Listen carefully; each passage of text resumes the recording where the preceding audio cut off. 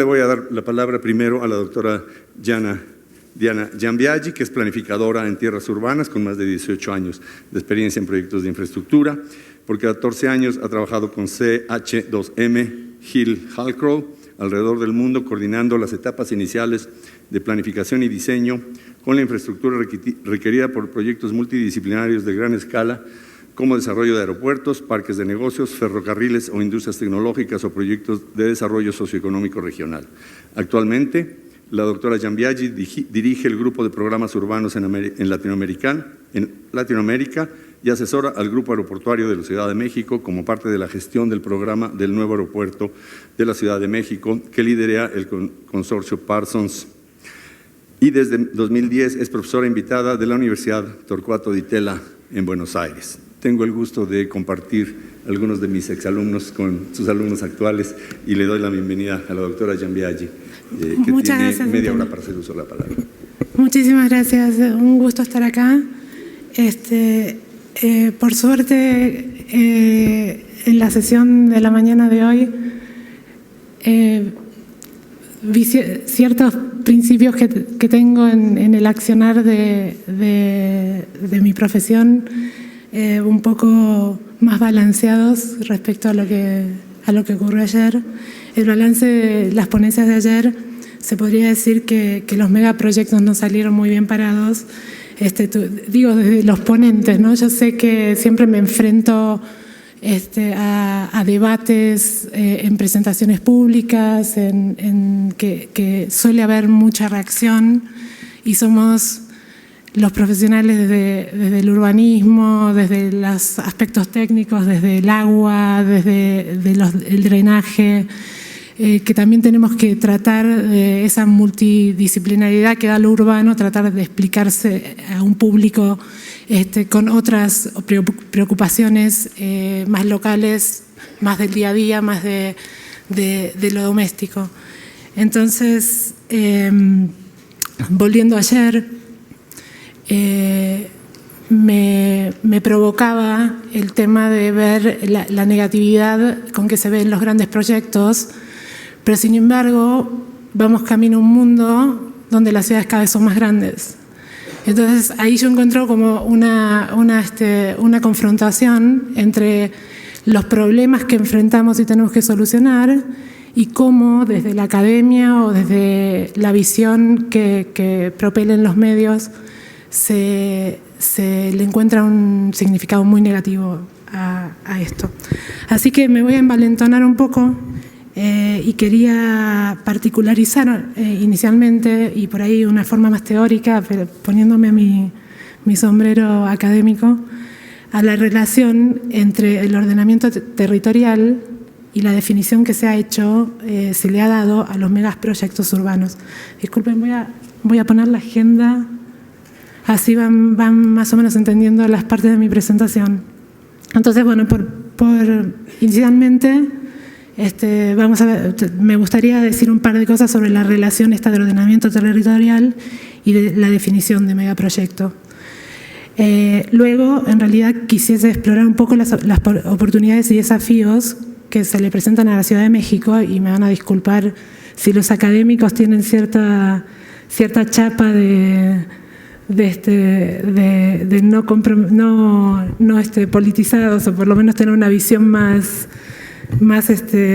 desprendida o más desinteresada, me van a entender como argentina y como extranjera, que también intento tener una visión desde el conocimiento del tipo de infraestructura que se está tratando de incorporar a la megalópolis que es DF, y las potencialidades y los desafíos, realmente los desafíos a un nivel muy general, y una visión de una persona que conoce DF, conoce México por haber trabajado durante un par de años, pero nada más. Y finalmente voy a utilizar un proyecto del que formé parte durante 18 meses en la ciudad de Belo Horizonte, que tiene que ver con la creación de un nuevo aeropuerto, en realidad la replanificación de un aeropuerto que se planeó en el 84, se dio apertura al aeropuerto, porque el aeropuerto muy céntrico, el aeropuerto de Pampulhas, había quedado en desuso, había quedado constreñido con el crecimiento urbano. Este aeropuerto de Pampulhas es un aeropuerto que está a menos de 5 kilómetros, o serán 5 kilómetros, del centro neurálgico de Belo Horizonte, y el Tancredo Neves está a 40 kilómetros al norte. Así que voy a usar ese caso como para tratar de, la idea es usarlo como para concluir algunas propuestas que podrían formar el andamiaje teórico práctico del desarrollo de Benito Juárez, de la ICM, de forma que responda a objetivos socioeconómicos de una ciudad más justa y accesible, más densa, y que resuelva problemas ambientales, y que todo esto constituya a un mejoramiento de la gobernanza metropolitana, que creo que son temas que ya estoy como diciéndoles un poco el contenido de la presentación, acuciantes en la Ciudad de México. Perdón, y otra salvedad, en general cuando me voy a referir a la Ciudad de México, me refiero a la Ciudad de México, no al DF, me refiero a la metrópolis de la Ciudad de México. Así que bueno, voy un poco con esto de la definición y desafíos de los megaproyectos en relación a la teoría de la planificación urbana. Es algo que se presenta en la convocatoria al foro y me pareció muy interesante. Hay un eterno debate sobre el surgimiento de los megaproyectos y el achicamiento del Estado. Se pegan históricamente a la definición de la planificación estratégica y a la gestión urbana, dos momentos donde realmente el Estado benefactor está en recesión, o sea, está realmente en achicamiento. Se le endilga no ocuparse de las estructuras totales de la ciudad, del tema más comprensivo que tenía la planificación de los 50 y los 60, que fue altamente cuestionada, que fracasa fuertemente por temas de no anticipar o por temas de concebir la ciudad de una forma de laboratorio. Así que esta idea de los megaproyectos surgiendo como una crítica o como una especie de reacción a esa imposibilidad que tiene el Estado de planificar la ciudad en su conjunto. De todas maneras, uno de los proyectos paradigmáticos que la planificación estratégica toma en los finales de los 80 y principios de los 90, los que estuvieron ayer en la charla de la presentación de Barcelona, podrán comprender que es uno de los proyectos que se usan como para promover y se han usado en Latinoamérica ampliamente para promover la planificación urbana estratégica, y es uno de los proyectos que realmente, si uno los analiza, no tienen un fuerte componente de planificación comprensiva de toda la ciudad de Barcelona. Y es una planificación que viene dada por décadas, que finalmente florece, o sea, se materializa con la llegada, la nominación de los Juegos Olímpicos. Así que justamente uno de esos proyectos que se usa para definir la planificación urbana no es justamente uno de los claros ejemplos que luego, en la transición de los 80 a los 90, el neoliberalismo se usa para justificar los megaproyectos, ¿sí? Así que bueno, eso como un caveat. Pero creo que cabe una distinción entre, o sea, andando en estos últimos 20, 30 años de megaproyectos o de la definición de gestión urbana o proyectos urbanos, esto de delimitar una zona de la ciudad para aplicar generalmente regulaciones específicas, impuestos distintos. Creo que cabe una distinción dentro de la concepción de los megaproyectos y su origen en relación a las teorías estas que les menciono. Las intervenciones finales de los 80 en Estados Unidos y de los 90 en Europa, con las Urban Corporations, el Docklands, el London Docklands es otro de los ejemplos paradigmáticos, que terminan de definir la idea de megaproyecto, es significativamente distinta a la idea del megaproyecto originada por una intervención masiva basada en la incorporación de infraestructura a escala metropolitana. o incluso regional. En particular me refiero a los aeropuertos internacionales, a los trenes de alta velocidad, a los centros de transbordo multimodal, a los mercados de abasto, a las plantas de tratamiento de agua, a los centros logísticos para abastecimientos que posibilitan las funciones diarias. Y esto del ADN que mencionaba Pablo Trivelli en el comienzo de las ciudades, ¿no? Si empezamos a hacer ese paralelismo orgánico, si quieren, qué es lo que las hace funcionar, ¿no? Cuál es el corazón y las venas y todas estas infraestructuras que deben existir para que una metrópolis funcione. Estos son megaproyectos de naturaleza significativamente distinta a los proyectos como los de Nueva Santa Fe, como los Puerto Maderos, los frentes costeros, extensiones o renovaciones urbanas. Estos proyectos son de neto corte inmobiliario, ¿sí? O uno de los componentes y de las motivaciones fuertes que tiene es el beneficio inmobiliario. O la recuperación de un centro histórico, pero que también trae aparejado, o la viabilidad del proyecto está pegada directamente a un análisis económico de beneficios. Mientras que los proyectos de gran infraestructura, de funcionamiento de la metrópolis, no tienen este comportamiento. Otra distinción que hay que hacer dentro mismo de los megaproyectos de mera escala podría hacerse entre los que propician la dispersión territorial, y el otro día teníamos a Francisco hablando sobre la infraestructura de punto y la infraestructura de... A ver, Francisco, si no tengo... de caminos, ¿no? De lineales. De línea. Bueno, voy a elaborar un poquito sobre eso porque me surgieron muchas ideas. Entonces, la otra distinción dentro de los megaproyectos de escala podría hacerse entre los que propician la dispersión territorial, que son los procesos de suburbanización dispersa, no los procesos de suburbanización que generan centros, nuevos centros y densidades, y aquellos que posibilitan la densificación tan necesaria en el crecimiento urbano que están experimentando las ciudades. Y como se habla de derecho a la ciudad, no quería dejar de decir que muchas de estos tienen relación con algo que David Harvey, en su texto paradigmático del derecho a la ciudad, no hace esta distinción.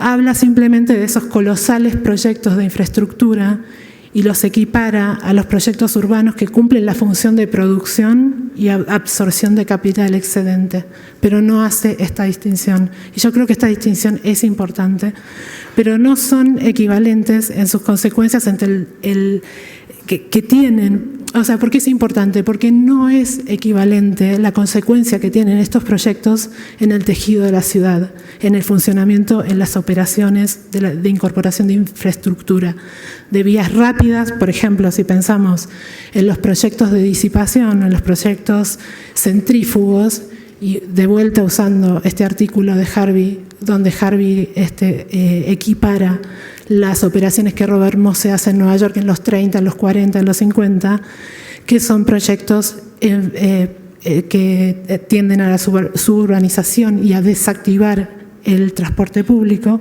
o las operaciones de Haussmann en París, que a mediados del siglo XIX son más bien centrípetas, o tienen una concentración de densidades, o sea que son megaproyectos de naturaleza completamente distinta.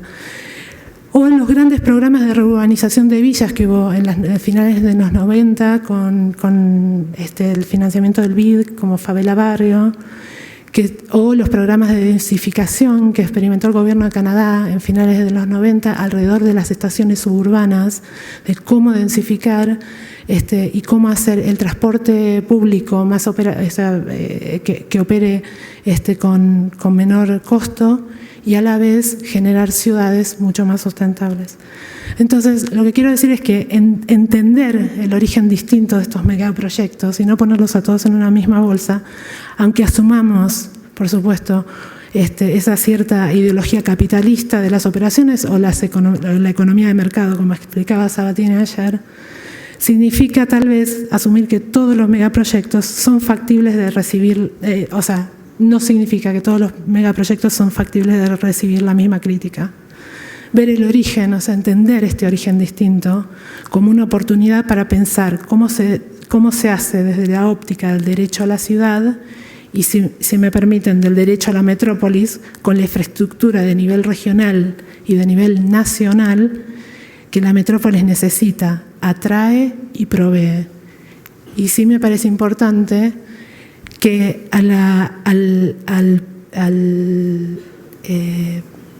predecir y proveer que nos proponía ayer Priscila Connolly, o el predecir y controlar, yo me inclinaría más por entender esto, de entender el origen de estos megaproyectos antes de rechazarlos, predecir, controlar y proveer, ¿sí? Los megaproyectos de infraestructura son una necesidad de las megaciudades. En una publicación reciente del Lincoln Institute, perdón, acá les voy a mostrar algunas fotos. O sea, este es el crecimiento urbano y ahí tienen más o menos los tamaños de las ciudades que estamos viendo y una comparativa con 50 años de diferencia. Pero lo que quiero decir es que los megaproyectos son una necesidad de las megaciudades. En una publicación reciente del Lincoln Institute, la megaciudad es definida como aquella que sobrepasa los 10 millones de habitantes. O sea, México estamos hablando de 20.1. Y dice este artículo que de 9 existentes en 1985 ha pasado a ser 23 megaciudades en el 2010. En Sudamérica el paisaje es este. En México el crecimiento es ese. Los retos de la infraestructura y los roles que estas megaciudades o grandes metrópolis engendran, me gustó el término, tiene cierta maldad, no son directamente proporcionales al crecimiento de sus poblaciones. ¿Pero por qué? Tal vez parte de la respuesta encuentre, siguiendo a Shahid Yousuf, el mismo autor del artículo del Lincoln, en que ciudades metropolitanas logran incrementos significativos de la riqueza global, o sea, del patrimonio, ¿no? Según Yousuf, estas 23 metrópolis dan cuenta del 50% de la riqueza mundial y habla de estas aglomeraciones como usinas de la economía, que hoy Pablo mencionó en su primera exposición.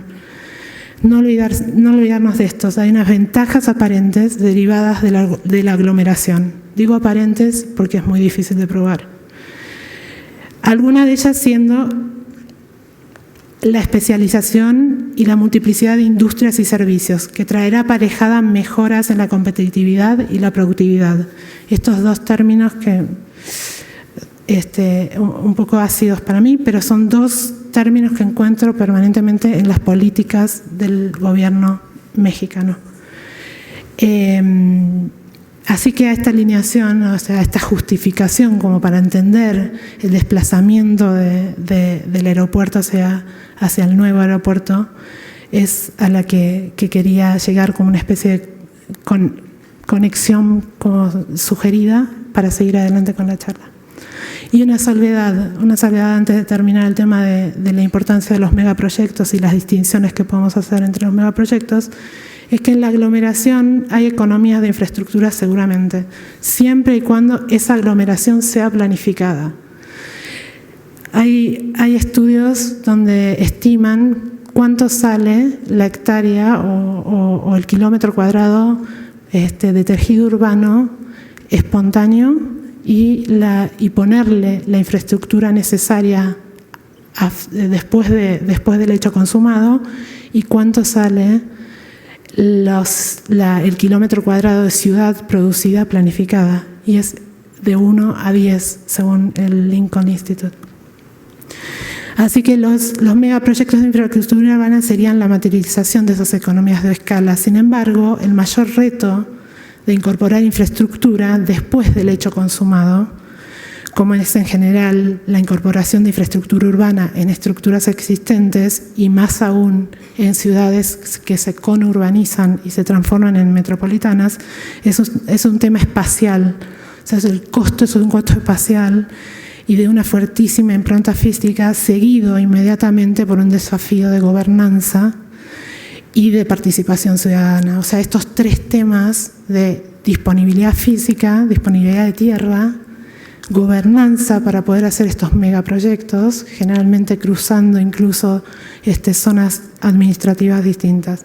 Tal vez sean estas 3 áreas que incrementan el costo de estas infraestructuras sustancialmente. Entonces, la disposición de tierra o la liberación de trazas son las figuras difíciles del desarrollo de los megaproyectos, o sea, de esta saga, ¿no? De tratar de incorporar infraestructura de gran escala a las ciudades. Sorteado, digamos, la disponibilidad de tierra, asumamos que se puede o que está disponible la tierra, asumamos que se encuentra un ex vaso Texcoco. Este desafío cabe pensar en los 2 siguientes, o sea, los grandes 2 desafíos que tienen por delante. Se acepte o no la localización. La tierra está disponible con todas las salvedades y con todos los cuestionamientos que de las distintas disciplinas se puedan recibir y desde la percepción de la ciudadanía. Entonces, gobernanza y democratización del proceso. Segundo tema de alta complejidad y de mucho costo y de mucho tiempo. Costo, dinero, muchísimo costo. Tal vez sería mejor enfocarlo, o sea, el tema del proceso, ¿no? Y volviendo a Harvey, de cómo lograrlo mediante una redistribución justa de las cargas de estos megaproyectos, pero que también lleguen a tiempo. Porque si la infraestructura no llega el crecimiento económico y la ciudad es menos competitiva. Así que bueno, la segunda parte de esto quería hablar rápidamente de algunos temas para poner escala de lo que se está hablando, de las posibles ubicaciones del nuevo aeropuerto respecto al aeropuerto existente. Lo que ven en morado es, digamos, el zócalo está marcado con el punto amarillo, el centro de la ciudad. Luego tenemos el pequeño, ahí tenemos el AICM, los terrenos federales y la localización posible del nuevo aeropuerto. Estamos hablando, la mancha urbana que ven es la mancha que corresponde a la zona metropolitana del Valle de México, y estaríamos hablando que los terrenos federales más el actual aeropuerto suman un 5% más o menos de esa mancha urbana. El AICM tiene 784, de los cuales una pequeña porción está fuera del dominio del Distrito Federal. Así que bueno, el nuevo proyecto, perdonen, vamos a usar una imagen muy pública. El nuevo proyecto del Aeropuerto Internacional de México, finalmente anunciado por el presidente Peña Nieto en septiembre de 2014, está planeado para construirse en los terrenos federales del ex lago Texcoco en una superficie aproximada de unas 5.000 hectáreas. Estas 5.000 hectáreas estarían incluyendo cierto desarrollo inmobiliario pequeñito enfrente. El proyecto presenta un desafío entre todos los aeropuertos. En realidad esta es una condición intrínseca de la infraestructura en sí, por un tema de seguridad aeroportuaria, por un tema de uso, por un tema de pistas. Presenta el desafío de resolver la tensión entre la mega pieza y en este caso más todavía de alta tecnología, un proyecto que propone que tuvo por ganadora a Norman Foster y a Romero, y que se propone con una certificación LEED platino, es el top del rango que se puede ir, y un entorno pauperizado, o sea, un ex lago Texcoco que tiene condiciones hídricas desfavorables y progresivamente desfavorables, de pobreza ambiental, de segregación espacial oriente-poniente muy enfatizada. O sea, todo esto son, digamos, lo que rodea este proyecto, son los condicionantes y los desafíos que presenta este proyecto. Esto se ve incrementado por la naturaleza cercada, por supuesto, que tienen los aeropuertos. Esto no tiene permeabilidad, no conecta, no genera una pieza conectora dentro de de la trama urbana y mucho menos los accesos de 3, 4, 5 vías que tienen que generarse. Estos son los aeropuertos del mundo, estas son las piezas que hay que colocarle a las grandes ciudades en alguna parte. La demanda de servicios aeroportuarios, a seguir un poco hacia adelante, generada en la zona metropolitana del Valle de México, es atendida y ha sido estudiada, ¿no?, por el Aeropuerto Internacional de México de manera primordial, así como los 4 aeropuertos aledaños, el de Toluca, el de Cuernavaca, el de Puebla y el de Querétaro. Los incentivos que sustancialmente se fueron dando durante la última década para diversificar la demanda hacia estos aeropuertos y reducir la demanda sobre AICM, sobre el actual Benito Juárez, no han funcionado. La tendencia a la aglomeración persiste y esto es un fenómeno que se repite en otros aeropuertos y en otras ciudades, sobre todo ciudades capitales.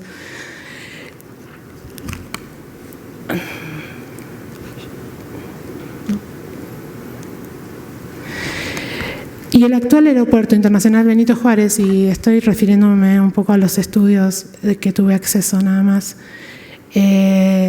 tal vez Morena con su propuesta pueda aportar muchísimos más datos, pero el actual Aeropuerto Internacional Benito Juárez ha quedado realmente rodeado de ciudad, son 784 hectáreas, el aeropuerto mantiene aproximadamente 35.000 puestos de trabajo directo, 10.600 indirectos, incluidos 14.200 y 131.000 catalizados. Todo esto pasaría de alguna forma a moverse fuera del Distrito Federal. Esto se reubicaría de alguna forma, planificada o no, más cercano a las terminales de carga y a las terminales de pasajeros. Está trabajando a capacidad el AICM desde el 2014 con 35 millones de pasajeros anuales y se nota. Realmente ese es el threshold, o sea, ese es el límite de la capacidad que tienen las pistas actuales y las terminales, incluso con la expansión que se realizó en la última 10 años atrás.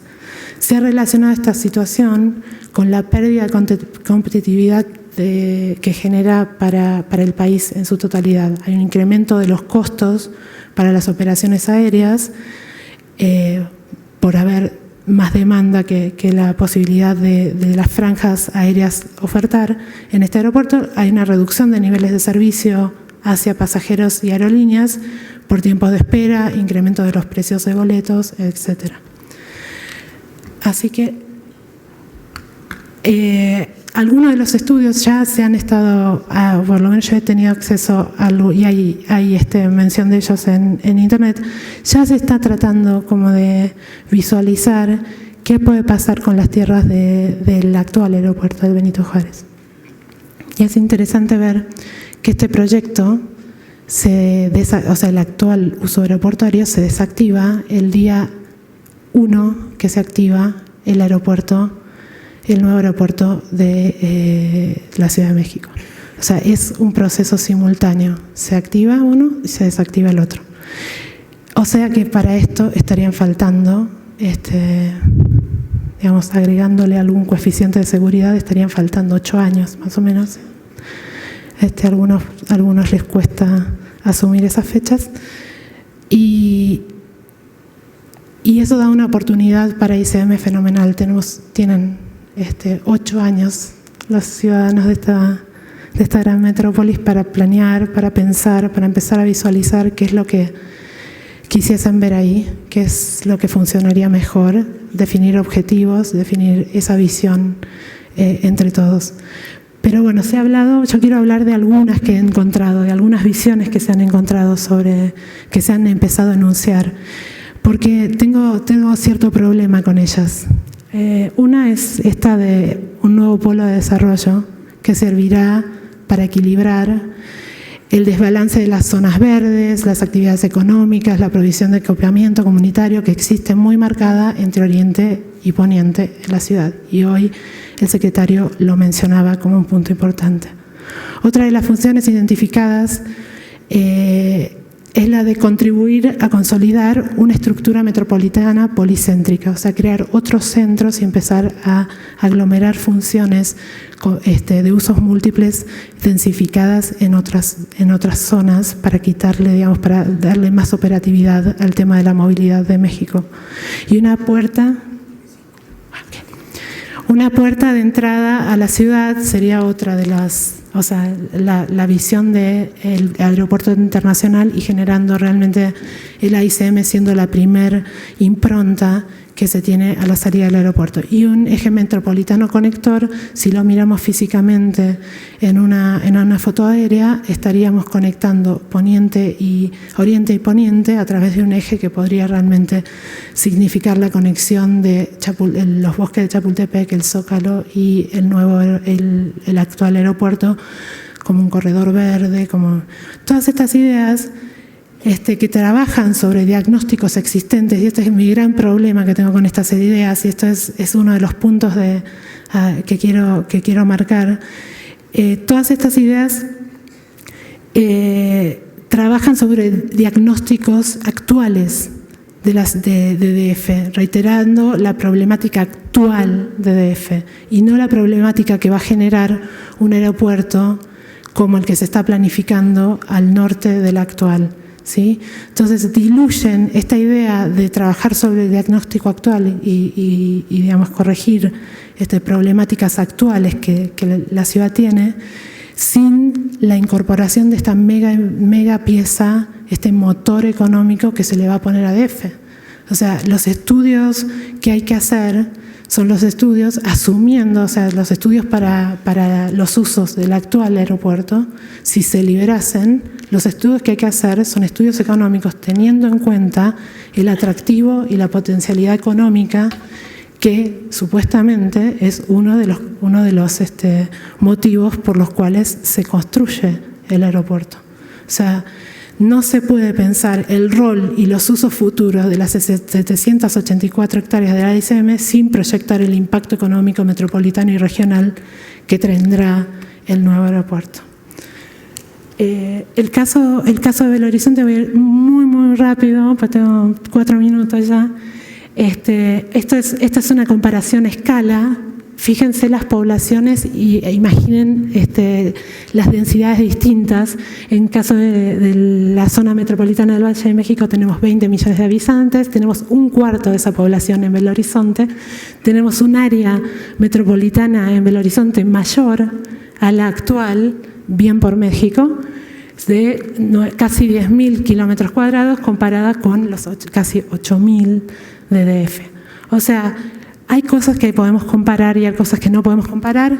Este es el nuevo aeropuerto, el refuncionalizado, se le ha agregado la tercera pista recientemente al Aeropuerto Internacional Tancredo Neves. Este es el actual que quedó estrangulado en las cercanías del centro histórico de Belo Horizonte, que es Pampulas, sigue en actividad, pero para darle posibilidad a desarrollarse a tuvo que haber una regulación donde las aeronaves se restringían a 50 pasajeros. Entonces ahora es un aeropuerto local de vuelos de cabotaje. Y estas son las distancias, ¿no? Estos son los 6 kilómetros que separan este borde del actual aeropuerto de México y el Zócalo. Y estos son, esta es la nueva ubicación propuesta para tentativamente para el nuevo aeropuerto.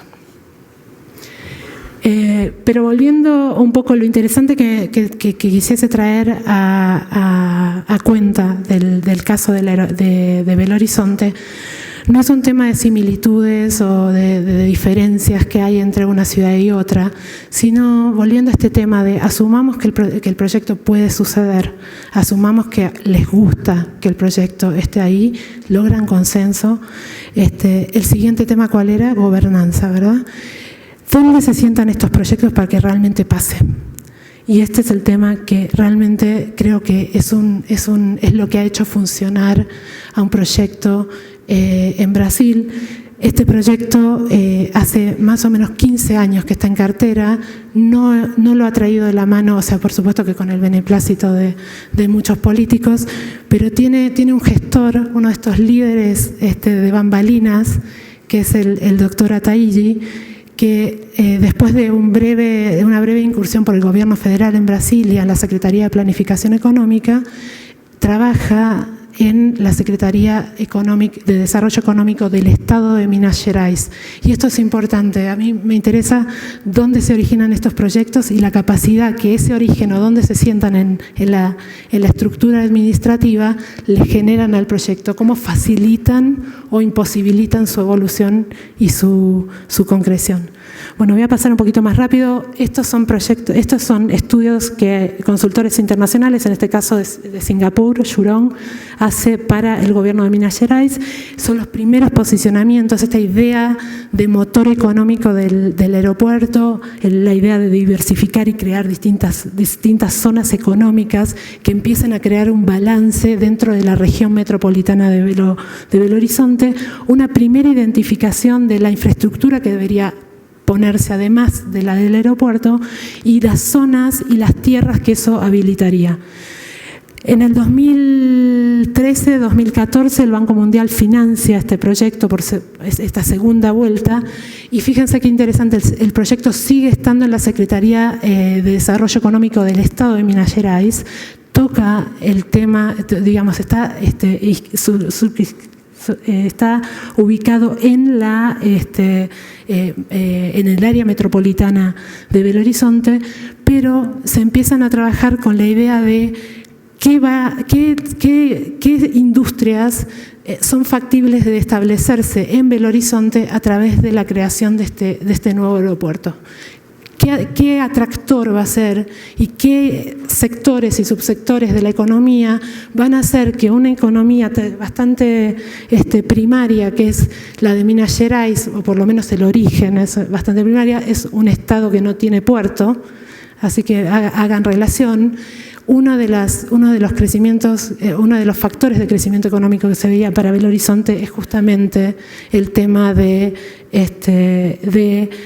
lograr un puerto para un estado que no tiene salida al mar y que toda su producción minera principalmente tenía que salir por tren directamente a los puertos de la costa del estado de Río de Janeiro y de Santos. Bueno, pero la conclusión es que el estudio de mercado que se genera, o sea, que es una de las partes más importantes del plan maestro económico para la región metropolitana de Belo Horizonte, como se dio llamar el proyecto, exploraba justamente esos sectores de la economía nuevos y se identifican varios, entre ellos 8, y esos empiezan a aterrizar en el territorio y a buscar, o sea, uno de los grandes problemas que se veía era que esa demanda espacial, que en un principio se establecen en unas 1.700 hectáreas, tenían que encontrar en una topografía como la de Belo Horizonte muy accidentada, tenían que encontrar lugares posibles.